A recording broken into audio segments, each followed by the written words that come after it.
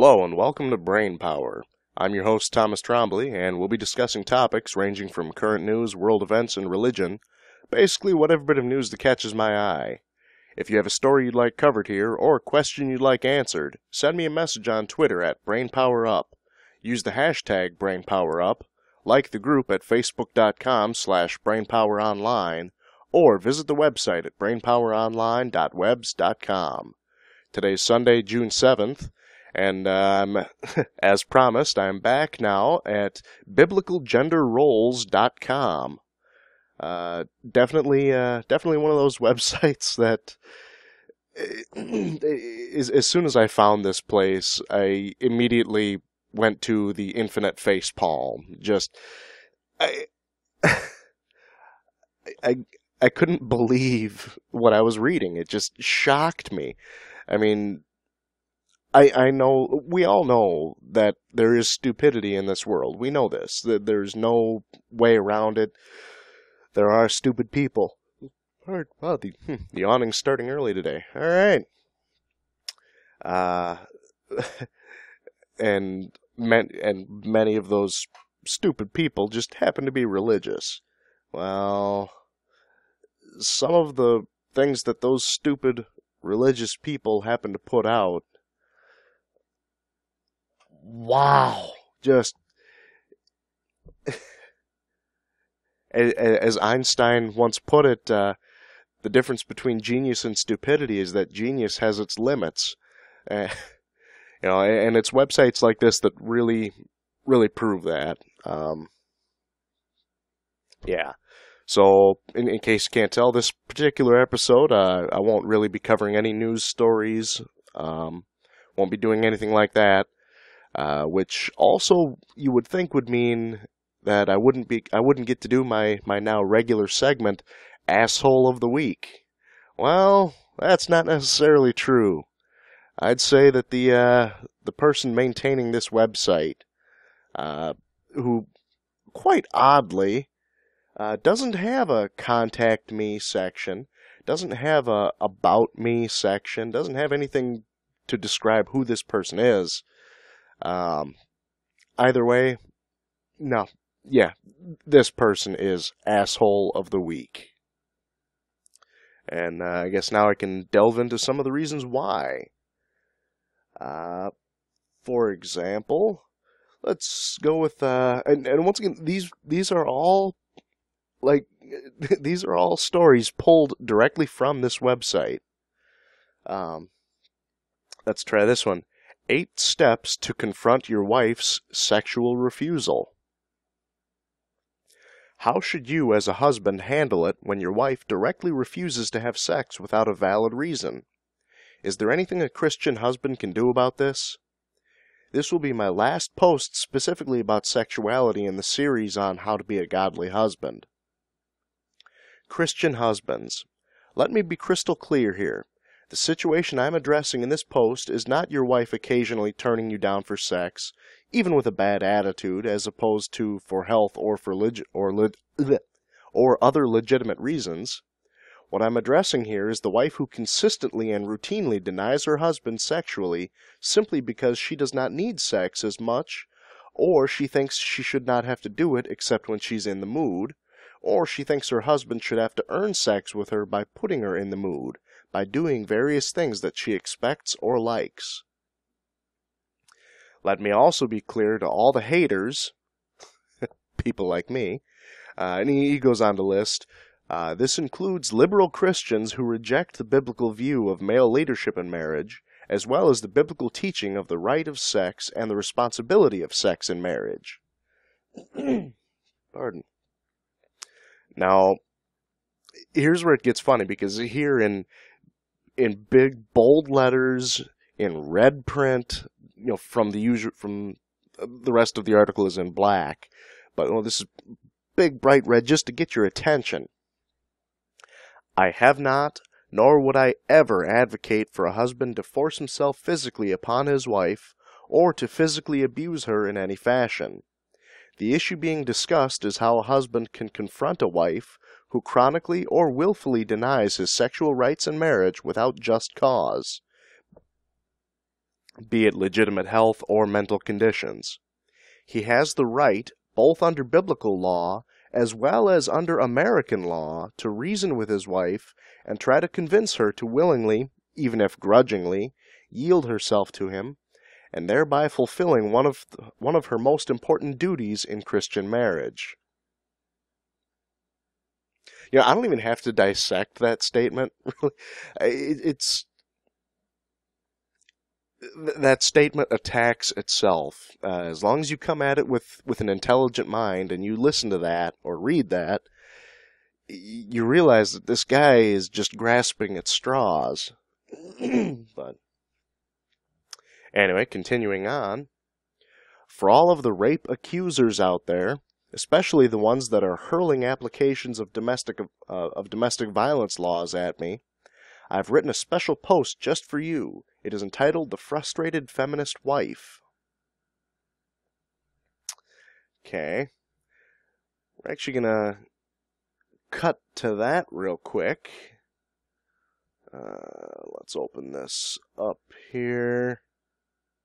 Because it's actually quite humorous how solid the stupidity is. I mean, you can actually... The stupidity is almost tangible. Here we go. I am under no illusion that a typical police officer of the law is going to hold to my biblical views of marriage, but instead, whether he agrees with me or not, he has to follow the law. So keep this in mind as we see our fictional police officer's responses to a frustrated feminist wife. Now, he's got a little, like a little one-act play, I guess, here between two characters. It's a wife and a police officer. I'll do my best to act it out, I guess. A woman comes into a police station and tells the officer at the front desk that she wants to report that her husband is committing domestic violence against her, including committing marital rape against her. An officer takes her into a room to begin interviewing her. Ma'am, please describe to me the incidents of marital rape and other types of domestic abuse that your husband has committed against you. Well, officer, it all started 5 years ago after we got married. I turned him down when he asked for sex, and he started telling me that because we had a Christian marriage, that he and I both had a right to have sex with one another, and except for short mutually agreed upon times for when we were sick or otherwise unable to, we ought not to turn down one another. Now, did he force himself upon you that night? No, he just walked away, but I felt intimidated by the fact that he believed it was a sin for couples to deny each other. I felt pressure for the next time he wanted to have sex. Okay, so tell me more. I decided I needed to set my husband straight about sex. I believe every person's body is their own, and no one has a right to coerce or convince someone to have sex when they are not in the mood, not even in marriage. I shared this truth that all of us as enlightened people should accept now in modern society. I told him it is never selfish for me to want to have sex for any reason, or to not want to have sex for any reason. But it is always selfish for him to try and convince me to have sex when I'm not in the mood. I told him that I would no longer feel pressured to have sex with him, and that really sex is just a small part of marriage. I told him I believed sex in marriage was not a right, but a privilege, and that it should only happen when both he and I were in the mood because of how happy and in love we were with each other. In fact, I even told him that just because I don't want to have sex that often, that doesn't mean I don't love him. I just don't need it that often. I said we ought to be able to enjoy our marriage with one another without needing to have sex all the time. It should happen on special occasions when we're both in the mood. And how do you respond to that? He asked me if he was doing something wrong in the bedroom. He asked me if he could help me to put me in the mood more often. I told him it had nothing to do with anything wrong he was doing. It was just the fact that I don't need sex that often, and he ought to respect that and accept that. He was not happy with my view on sex, and said that my belief was a sin according to our mutually held belief in the Bible as God's Word. I thought over time he would overcome his beliefs and realize that he could take care of himself if he needed to, and just be grateful for the times when I was in the mood and wanted to have sex. Now, ma'am, but when did he commit marital rape against you? Well, there were many, many times that I was not in the mood and I said no. So, are these the times that he forced himself on you? Well, he didn't force himself on me, but he coerced me into having sex with him. How did he coerce you? Well, he told me that I was being selfish, and that I was sinning against God and him by denying his sexual needs. He told me if I continued denying him that we would need to go to a Christian counselor, so I gave in many times and let him have sex with me when I was not in the mood. So you gave consent, or did he force you? Well, he did not physically force himself, but I felt pressured because he was going to have us go to a counselor, so I just gave in and let him. But that was still rape, right? No, ma'am, that was not rape. You see, you allowing him to have sex with you when you were not in the mood because you didn't want to go to a counselor was not rape. You made a decision. You decided you would rather have sex with him than go to a counselor. You gave consent. Okay, but later he did even more things to coerce me. What things did he do? Well, he eventually got me to go to a Christian counselor, and I felt really pressured by that counselor that I had to have sex with my husband more, and that I needed to let him try to put me in the mood, even when I wasn't. I couldn't believe it. Who did this counselor think he was? I told that counselor he was full of garbage. Well, then what happened? Then my husband asked me after the counseling appointment if I really loved him and cared about our marriage. And I told him, of course I do. I love our life together. We just disagree about sex. I told him if he could just accept my views of sex, our marriage would be perfect. He was a good man, and I enjoyed going places with him and doing things with him. This was now 2 years into our marriage, and we had an infant son. And my husband was such a great father to our son. For some reason, that was not good enough for him. He thought we needed more sex in our marriage. Okay, and did he come to accept your view of sex? No, he actually set up an appointment with the pastor of our church and his wife. I went, even though I didn't want to, and our pastor actually told me I was sinning against my husband by denying him. The nerve! It's my body, and no one, not my pastor, not my husband, is going to tell me otherwise. Ma'am, but how did your husband commit domestic violence against you? Or when did he rape you? Well, after the appointment with the pastor, all of a sudden he canceled with the babysitter and stopped taking me on our weekly dates. I asked him why, and he said it was because I was sinning against him and our marriage by my willful sexual denial. Wasn't that domestic abuse? After all, he was using our date night to get me to admit that I was wrong about sex in our marriage. Ma'am, he's not required by law to take you out on dates. But wait, there's more.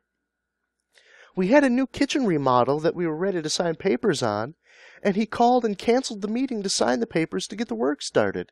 He said the kitchen we had, while outdated, was still functional, and he was not comfortable with spending the money to do it. We were only cleared to get the work done based on his income, and I don't make enough to do it on my income alone. Ma'am, he's not required by law to get your kitchen updated. But wait, you need to hear this. He used to go clean out my car every weekend. I would pick a room each weekend for him to dust and clean. And now he stopped doing that. He used to give me back rubs at least once or twice a week. Now he stopped doing that too. He can't do that, right? This is emotional abuse. This is manipulation, right? He says it's discipline to bring me to understand God's view of sex and marriage. Well, ma'am, maybe he is manipulating you, or maybe he just does not want to do those things for you anymore.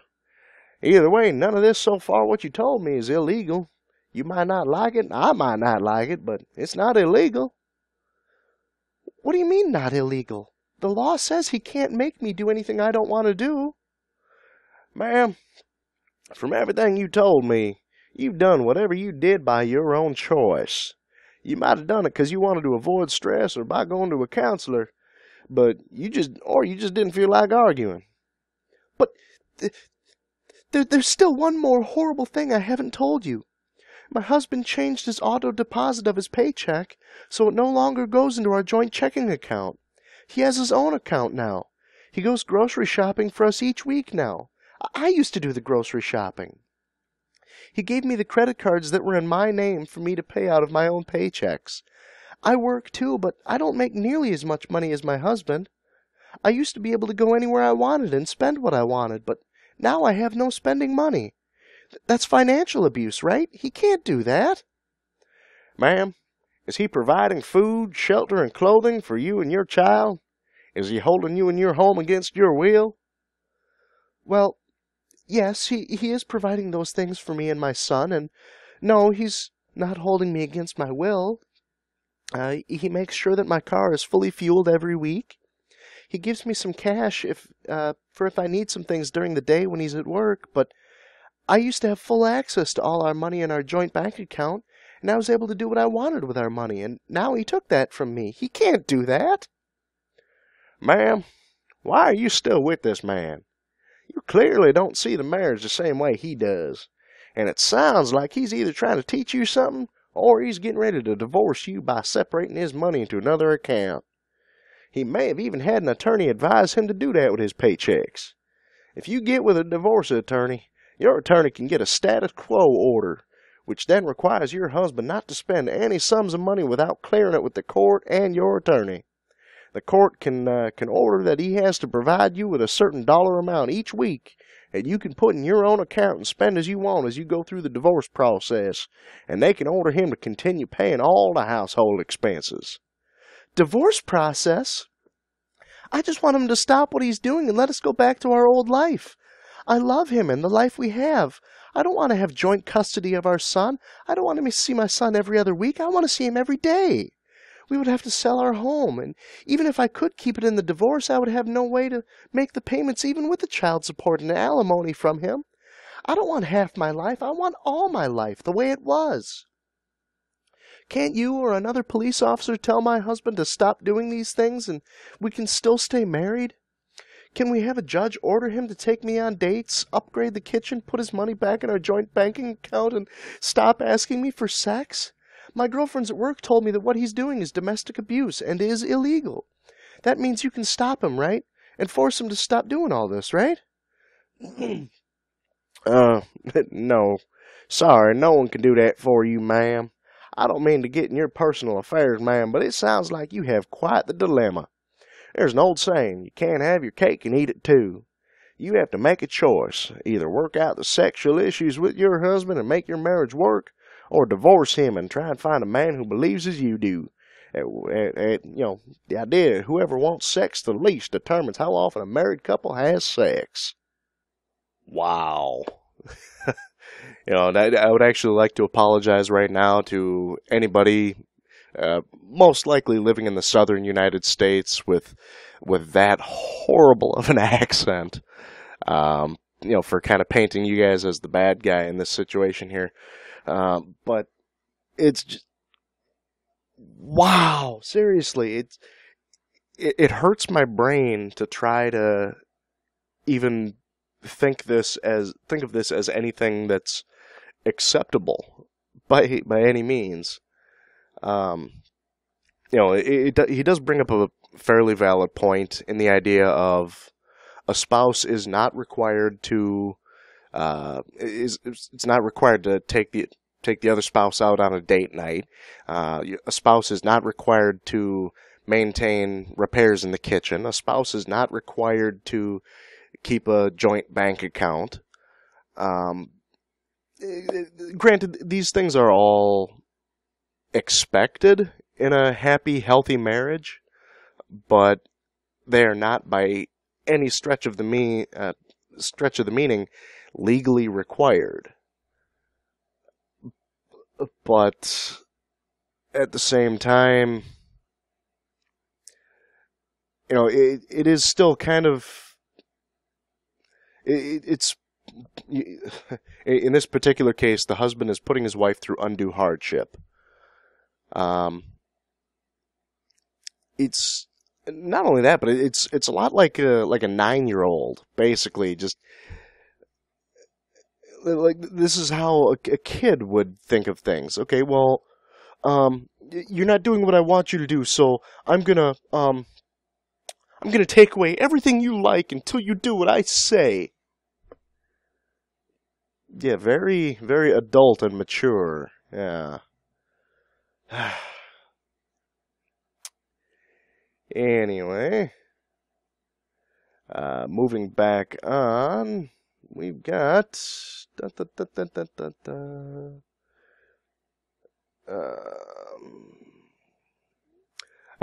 scrolling through this. There's a lot of things on this page that. Well, it's just a huge page with like 35 different articles on it, so I'm trying to figure out which one I want to go after next. And let's... Actually, we'll go right back to where I was. 8 steps to confront your wife's sexual refusal. Now, this is kind of a how-to article for good Christian husbands and how they can deal with their wife saying no. Okay. In 2 previous posts in this series, I addressed these key issues. In Christian Husbands, you don't pay for the milk when you own the cow. We've all heard that phrase before, and it's exceptionally stupid. But anyway, we established this biblical principle. Neither the husband nor the wife have to earn sex in marriage. A wife cannot flatly refuse her husband. She may only ask for a delay, and that she needs to make good on that delay as soon as possible. A husband has the right to confront his wife's sexual refusal as a sin, not only against himself, but also against God. A husband ought not to feel guilty for having sex with his wife when she's not in the mood, if she yields, even grudgingly. A husband needs to use prayerful discernment to discover if her reasons for not being in the mood are for legitimate physical or mental health reasons, or if the problem is wrong thinking and wrong attitude on the part of the wife. If her reasons are legitimate, then she needs to seek medical or psychological help as soon as possible. Now, in this post, we will talk about how to handle the sexual refusal of a wife when it is because she has the wrong attitude and wrong thinking about marriage and sex. Yeah, because, you can tell this is going to be nothing but, sunshine, happiness, and rainbows and all sorts of fun. The advice that I'm about to give to you, the Christian husband, will require courage. The advice I'm about to give you will require you to show your wife tough love. Now, let me be clear on something. Even if you do follow the steps below that I give, this does not automatically mean that you will get a change from your wife, or her repentance for her sexual immorality. And yes, my friend, it is sexually immoral for a wife, or a husband for that matter, to deny their spouse sexually unless they have legitimate physical or mental health grounds for doing so. Most people think of sexual immorality as only someone having sex outside of marriage, such as premarital sex, adultery, incest, or homosexual sex. But remember that when something is immoral, that means it is sin. And we know that sexual denial in marriage is sin. Therefore, it is accurate to call willful sexual denial in marriage an act of sexual immorality. I had a Christian man email me once asking if he should tolerate an affair that his wife was having for the sake of his marriage. He had confronted his wife about it, but she told him she could not give up her lover, and she told him she loved both he, her husband, and her lover, and she needed time to consider both relationships.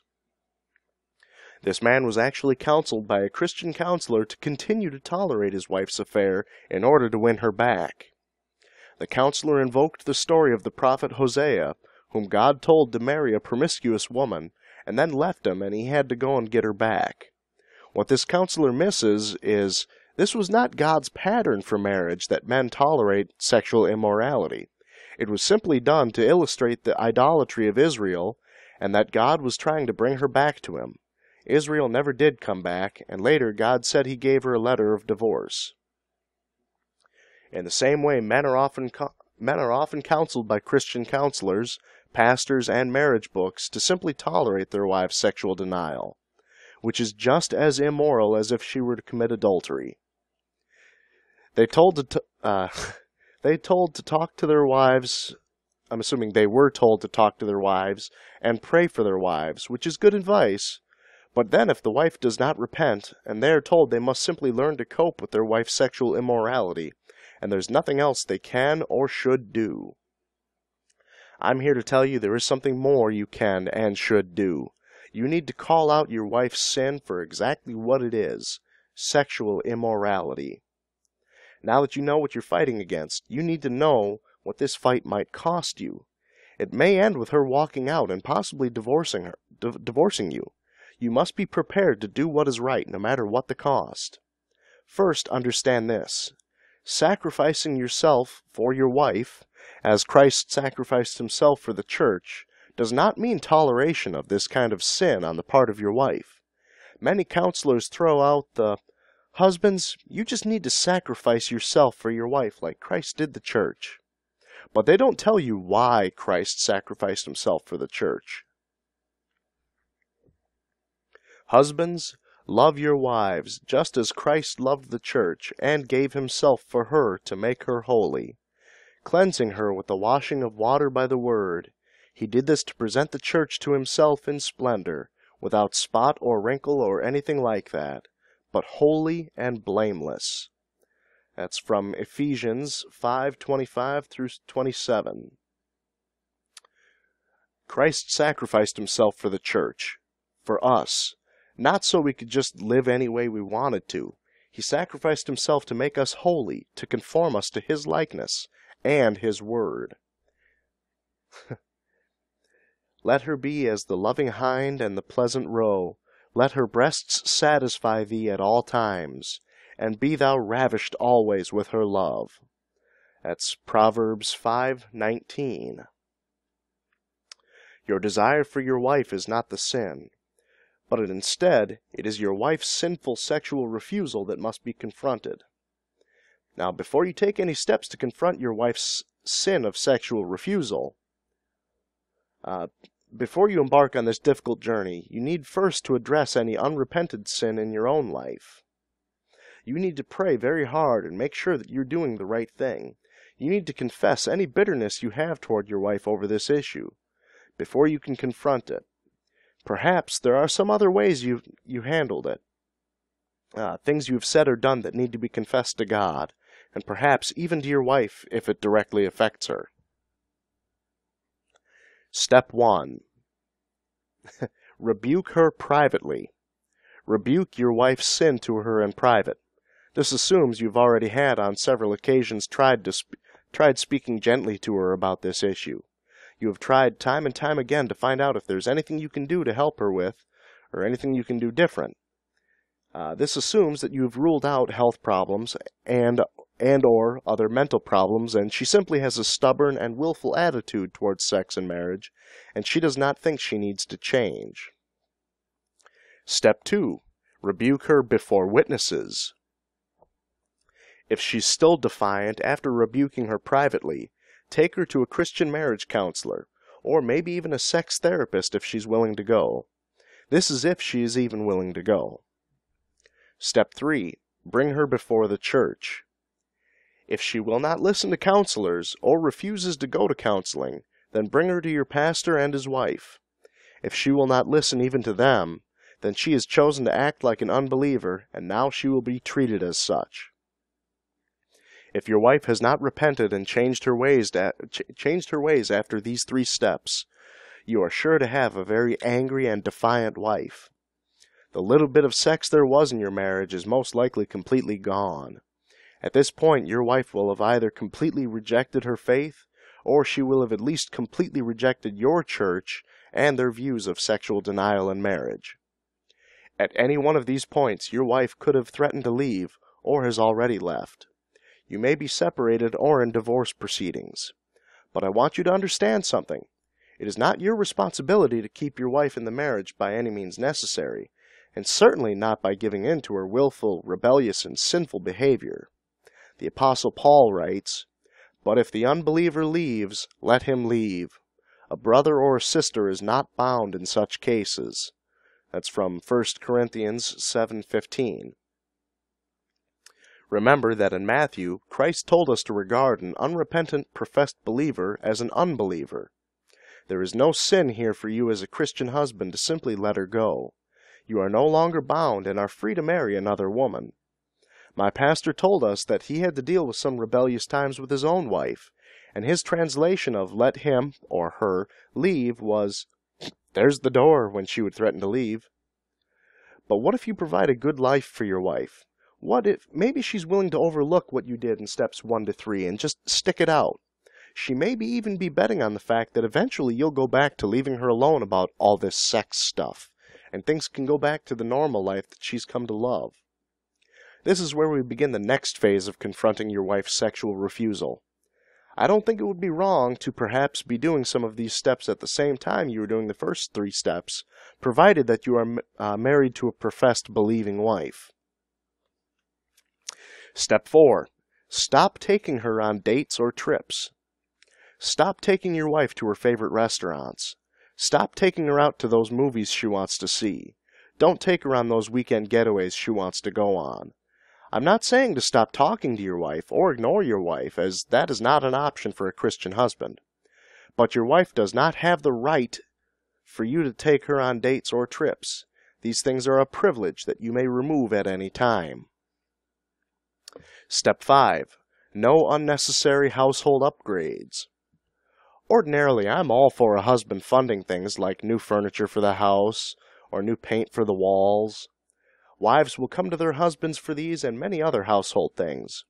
What you need to do as a husband is, unless it is a true family need and not just an upgrade to something, do not allow it. Step 6. Stop doing the little extra things. You know those dinners you cook, or that vacuuming you do, or those things that really she should be doing for herself, but you've simply been trying to be nice and doing them for her? Stop doing them. Stop giving her those nice back and shoulder massages she loves so much. Step 7. Remove her funding. This step may only work if your wife does not have her own income. Stop giving her pocket money. Change your bank account so her ATM card becomes worthless. Cancel your credit cards. If she does have a job, stop paying for anything in her name and make her pay for any credit that is in her name. The Bible only requires that you provide her with food, clothing, and shelter. It does not say that food and clothing has to be the fancy kind she likes to get. What if none of these 7 steps work? If your wife remains willfully defiant, yet she has not left you, it could be for a variety of reasons. She may not want to lose how she lives with you, and she knows that after a divorce her lifestyle will be severely affected, and she does not want to deal with the consequences of divorce. Perhaps she may have some genuine care left for you as well as your children, but she simply cannot see the error of her ways and will hold out indefinitely with the hope that one day you will fold and give her back the money, the dates, the trips, the household upgrades, and she will not have been forced to change her ways. But you do have a final step that you may take, one that you need to pray long and hard about before you do. You have the option to divorce her for her sexual immorality. But I tell you, everyone who divorces his wife, except in a case of sexual immorality, causes her to commit adultery, and whoever marries a divorced woman commits adultery. That's Matthew 5:32. Why bother with the first 7 steps if divorce is an option for sexual denial? Many Christians would ask, If I have the right to divorce my wife for willful and chronic sexual denial, why bother with all these other steps? The answer, my friend, is that God wants us to fight for our wives and our marriage the way He fought for His marriage to Israel as a nation. Eventually, He had to divorce Israel as a nation, but He fought long and hard to bring her back to Him, and we owe our wives and our marriages this fight. But aren't these steps a form of manipulation? Those who oppose this type of confrontation will accuse me of advocating that men manipulate their wives into having sex with them more. But what these same people would fail to understand is, there's a big difference between manipulation and discipline. Manipulation is when someone who is an equal, like a friend, a coworker, a fellow student, etc., or someone in a lower position, like a child or employee, someone of lower rank, tries to make life difficult for their fellow equal or for their authority figure by doing certain actions in order to get them to do something they want. A union strike is a form of manipulation. A child throwing a temper tantrum or giving the parent the silent treatment is a form of manipulation. A wife withholding sex when she is angry at her husband, or giving him the silent treatment, is also a form of manipulation. Discipline, on the other hand, is very different from manipulation. Discipline is performed by one who is in authority over one who is under their authority. It is action taken by an authority to attempt to modify the bad behavior of the subject of that authority so that they will behave correctly in the future. True biblical discipline should never be done out of a spirit of retaliation or revenge. And just to be, once again, this part is also in red, but oddly enough not bold, like the previous red statement, but anyway. And just to be clear, I am not advocating for husbands to beat their wives, smack them around, or physically abuse them in any way. There are forms of discipline that are not physical. Blatant, willful sexual denial by a wife toward her husband is an act of rebellion against God's authority first, and then the authority that He has given her husband second. If a man denies his wife sexually, it is also an act of rebellion against God, because God has commanded him to give his body to his wife as she needs it. Conclusion. Christian husband, you are not powerless to act against your wife's sexual refusal, but you must realize that this may be a long and costly battle. Your confrontation of your wife's willful, sinful behavior may result in your marriage ending. Some might wonder why I addressed sexuality from a husband's point of view first, before I talk about knowing your wife and honoring your wife and following posts. The reason is because, biblically speaking, knowing your wife on an intellectual, spiritual, and emotional level was never a prerequisite to marriage in the Bible. It was something that oftentimes came after the consummation of the marriage. Some have mistakenly compared the betrothal period of the Bible to modern dating. The fact is, betrothal and dating have nothing in common. In dating, the man and woman both choose to come together mutually and decide between themselves based on a physical, emotional, and intellectual level if they want to get married. And oftentimes, they even have sex during this dating period. Betrothal in biblical times was nothing like dating today. Men did not convince a woman by romancing her to marry them as is the typical model of relationships and marriage in modern Western culture. Either the parents of both the man and the woman would arrange their marriage, or the man would approach the woman's father and ask for his daughter in marriage, and they would agree on a bride price, like Jacob asking Rachel's father for her hand, and he worked 7 years to buy her. They were officially considered married at the betrothal, and it took an actual bill of divorce to break a betrothal. But during the betrothal period, the man was primarily concerned with being able to set up a house and be prepared to support his wife in marriage. When he was ready, he would come to claim his wife, and they would consummate the marriage with sex. Many couples saw very little of each other, if at all, during this betrothal period. A man really did not know his wife emotionally and intellectually until he knew her sexually. This is why we will talk about 10 ways to know your wife, and then 12 ways to honor your wife, now that we have concluded our discussion of sexuality as it relates to being a godly husband. Wow. That's just terrible. That's just exceptionally terrible. Meanwhile, it looks like I've still got about 5 minutes left here. Gonna finish this off with a post that, oddly enough, unless there's a man named Nina somewhere, this post was actually written by a woman, which shocks the hell out of me. Wow. I absolutely love this post. 101 Ways to Respect Your Husband by Nina Rosner, author of The Respect Dare. This is fantastic advice for any Christian wife. It will transform your marriage if you put it into practice with all your heart and ask God to give you His grace and strength, because only through Him can we love our spouses the way we should. The Bible says this of a man who is disrespected or shamed by his wife: "A virtuous woman is a crown to her husband, but she that maketh ashamed is as rottenness in his bones." It's from Proverbs 12:4. Here are some of the 101 ideas that Nina mentions. 1. Refrain from interrupting him in conversation. Now, once again, these are ways to respect your husband. Refrain from interrupting him in conversation. 2. Make eye contact while listening to him. 3. Avoid rolling your eyes while speaking with him. This communicates that you think his ideas are stupid. He'll stop sharing what he thinks with you if you keep responding this way. 4. Smile pleasantly while conversing with him. 5. When he is speaking, listen intently, trying to understand. 6. Appear approachable instead of judgmental while listening, asking questions to further your understanding even if you think you might disagree. 7. Avoid pursing your lips and scowling while speaking to him. 8.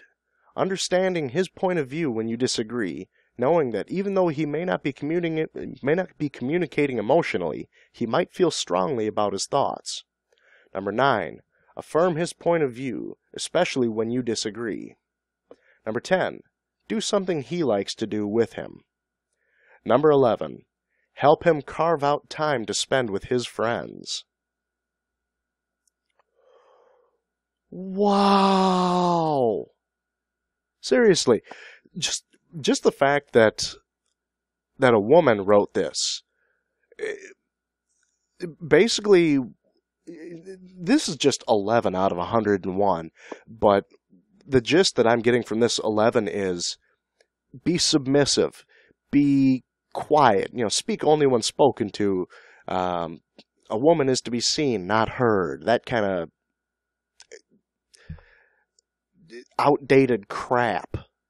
It's, once again, just the fact that people with beliefs like this are alive today in modern society just baffles me.